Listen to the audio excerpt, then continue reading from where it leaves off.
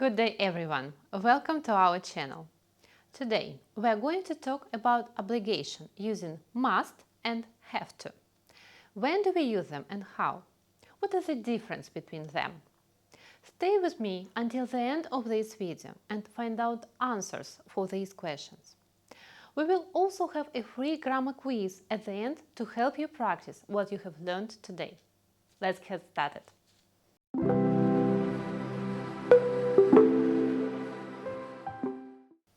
Must and have to are both modal verbs which are used to express obligations, but they are used in slightly different ways.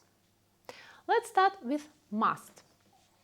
We typically use must mostly in written rules and instructions to indicate something that is required or mandatory. It expresses a strong obligation that must be followed. For example, when you drive a car, you must wear your seatbelt. Must can also express a duty or strict obligation, showing that some actions are necessary. For example, you must wear a helmet when riding a bike to protect yourself. A strict obligation for safety required by law or regulation. Also, must is used when the speaker feels something is essential to do.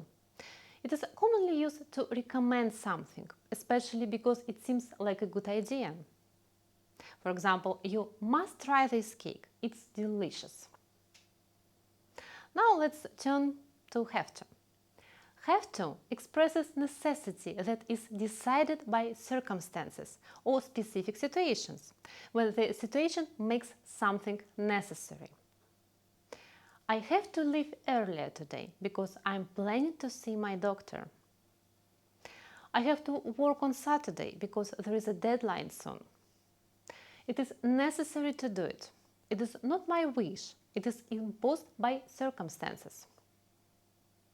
Note, when we talk about the past, we can't use must. Instead, we use had to. We use had to, not must, to talk about the past. I had to get up earlier yesterday to catch the train. Also note, we don't use to after must. To is always after have.